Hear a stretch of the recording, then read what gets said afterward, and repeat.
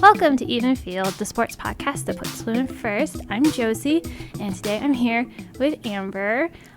Hi, I'm Ambre Moton. I'm here on Even Field, and I work for Lee Enterprises. I'm based in Omaha, just not in the office, and I love women and girl sports. Yeah, and we've got quite a bit to talk about today, so we're going to try and hit it, pretty quickly here. Obviously, the big news is Nebraska volleyball on a whole lot of fronts. The smallest of it is, obviously, they won their spring match, sweeping Wichita State in front of a sold-out crowd. Apparently, people camped outside overnight to get tickets to that. That's what I heard, and they were sold out pretty much immediately when they went on sale. It was like an hour. Yeah, it's insane. Which is how long it would take to get through 2,000 people. Right, exactly, and really to get out to where they played. Yeah. But I guess it's not really a surprise when you think about it. I mean, no.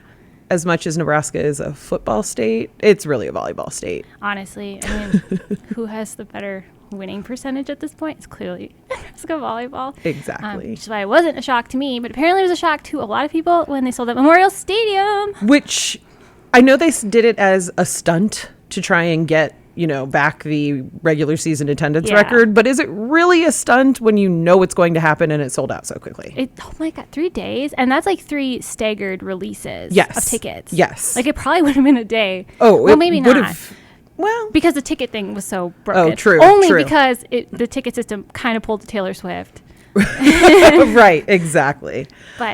But they would have sold out eventually, but yeah. And the numbers right now don't even count like the luxury suites and those attendants. Yeah, and I don't know if like the Omaha student, the tickets that are like reserved for them have sold yet. Oh, that's true. So we only have a number. That's true.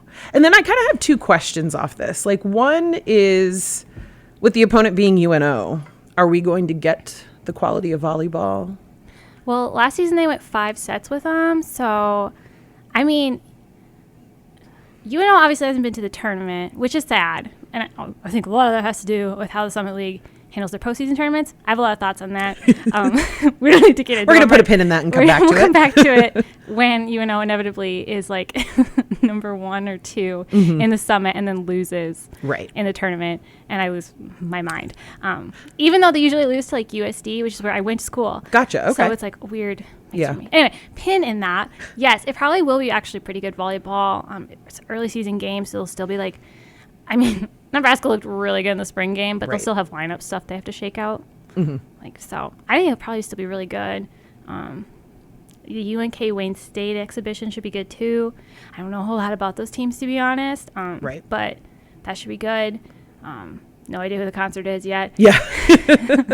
And can you imagine the people, are they going to let more people in, like on the field for the concert? Like, well, they're selling on-field tickets now. Okay. So I don't know. And also I'm kind of like, what they should do is, I don't know how they would pull it off, but if they could just not set up the concert stage. Yes. Or have the concert stage on the volleyball court, but that might ruin the volleyball court. Right. I don't know. But like, it's so bizarre. But they're really going to need to get that volleyball court as close to the 50-yard line as possible. Right. Well, that was my other question. So I went to the men's Final Four, the championship game when it was in Dallas in the Cowboy Stadium, and I had really good seats, like halfway up the lower level, and I spent the whole time watching the screen.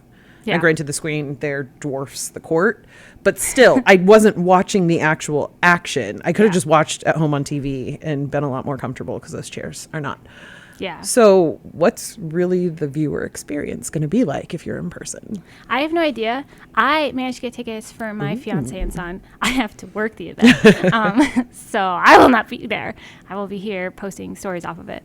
But I can let you know then. I'm sure I'll have plenty of Snapchats from that day.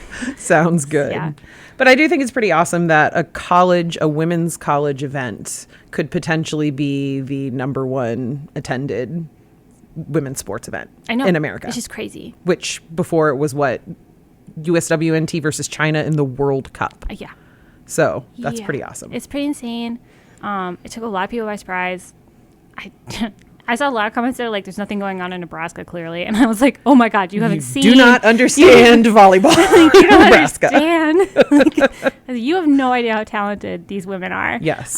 Just crazy. And I'm so excited for like all the like the club teams and the high school teams. I just get to go watch this on like such a big stage. Like, God, that's gotta be exciting for them. It's exciting for me, and I can't even go. I know. Same here. Like, I went to the Creighton Husker game when they set that record before Wisconsin went on to break it. And that was just awesome and fantastic at the CHI Center. So I can't even imagine how electric it's going to be there. Yeah. Did you see Kelly Sheffield, the Wisconsin coach? I did, yes. I'm just waiting. I don't think they can sell out Camp Randall. I don't think so either. Because I wouldn't want to sit in Camp Randall. Oh, goodness, no. But I am excited to see what they try to do to top this. Yeah. I don't know if they have a great fan base. I don't know if their fan base is the whole state. Right.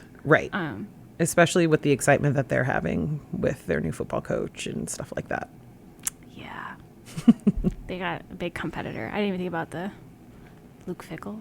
Luke Fickle. I should know this. All I do all day is read practically all Husker football stories. And then this podcast. But we should probably put a pin now in volleyball. Move on to softball. Because our college teams are closing out the regular season this weekend. Nebraska, pretty good spot right now for like the Big Ten tournament-wise. They're currently 4th in the Big Ten.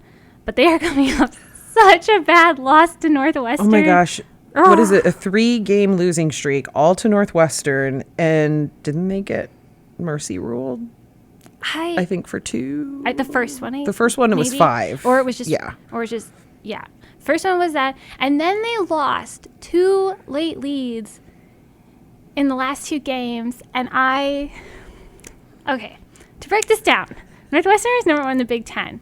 They went to the College World Series last year. It would have been so great to not lose those last 2 leads, win the series. I mean, I don't think they would have overtaken Northwestern in the standings. I would have to really look at the standings and do a lot of math, and I didn't do that to prepare for this podcast. But but it would be a huge confidence boost for the Huskers, especially going into Ohio State this weekend, and it's the end of season. And Ohio State's in the group of I think it's 3 or 4 teams that are sitting right behind the Huskers. They're going to want to beat the Huskers because sitting in the 4th position, you're sitting on a first day bye in the tournament, which that's such a good thing for your pitching staff. And it seems like they could score, not counting the first game against Northwestern. Yeah, no. But they could score in the second too. So was the defense just letting up? They're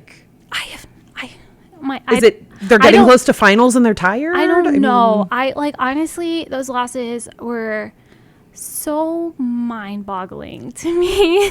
I couldn't tell you what happened. I don't think the coaches could tell us what happened. I think they were just really frustrated.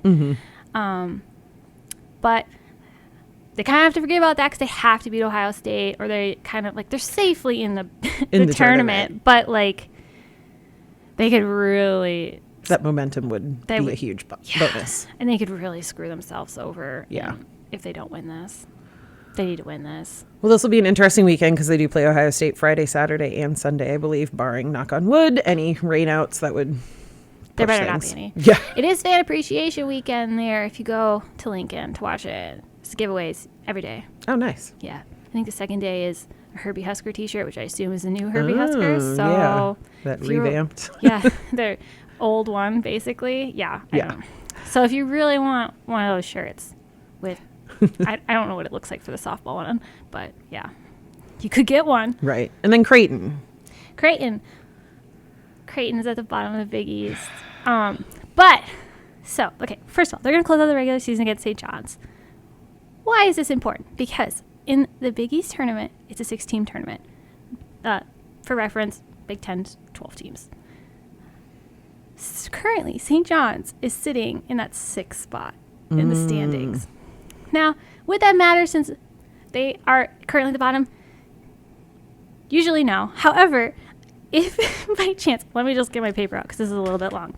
So, if Creighton were to sweep St. John's, which would be very impressive, but also Providence is swept or only wins 1 against Villanova, and DePaul is swept or only wins 1 to Georgetown, technically, Creighton would move into that 6th spot.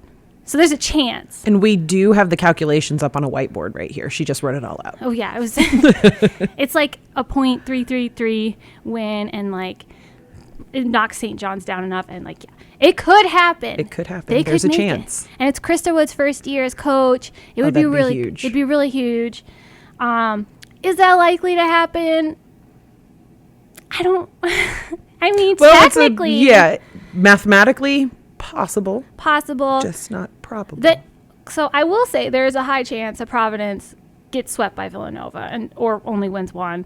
Same with DePaul, Georgetown. Those are likely. Can Creighton beat St. John's? So it all hinges on Creighton. Yeah. That's a little bit of pressure. Yeah, it's a lot of pressure.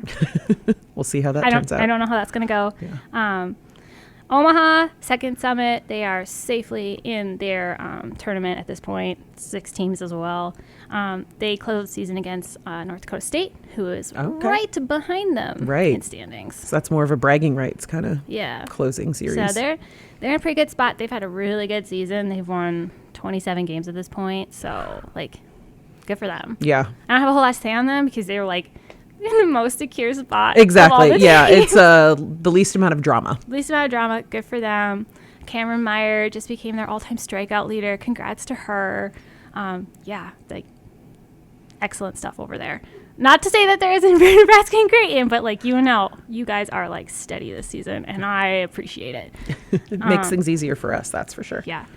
I don't know if you mentioned, but you are a track coach. Yes. So now we're moving on to my favorite topic. I am the head coach at Mercy High School here in Omaha, girls' school.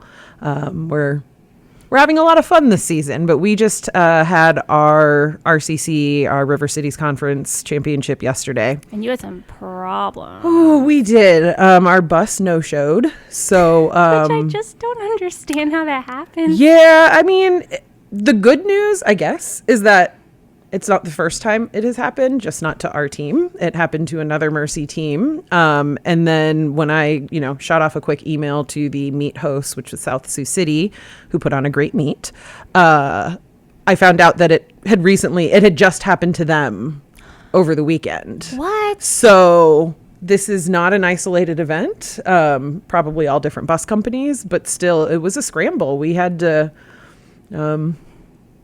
break the girls up into different groups. Coaches drove, we used the school van, a couple parents. Shout out to the Mercy Monarchs track and field parents because they are fantastic. We named them the Monarchs of the Meet because without them, I don't know how we would have gotten everybody up there on time, but we did make it on time and we got to compete. So that was great. Yeah. You had a few personal records. We had 18 girls get new PRs.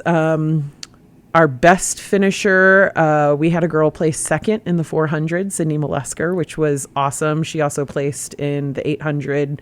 We did bring home a handful of medals, so it was pretty exciting. And we're happy with PRs. Obviously, we want to win, and we've got districts coming up next week. Classes A and B, I believe, are on Tuesday. Yeah, I think C and D are Thursday. I could be wrong. That sounds right, but I'd have to go look at my whiteboard. Yeah, exactly. Usually we're Tuesdays and Thursdays for meets, but it's been a lot of fun this season.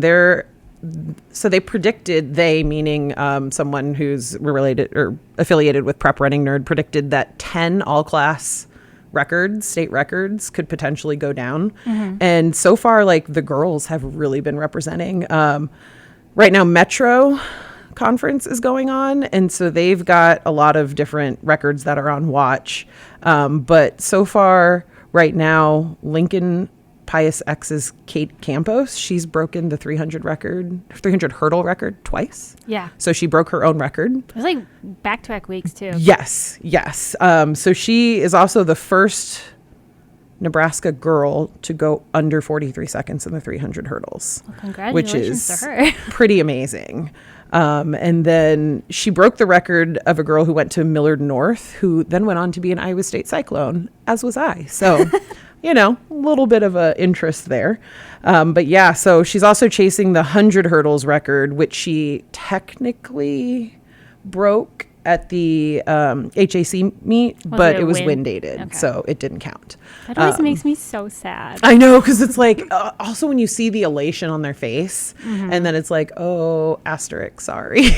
By the way, wind is 5 miles too fast right now. Right, when it's just a little bit over.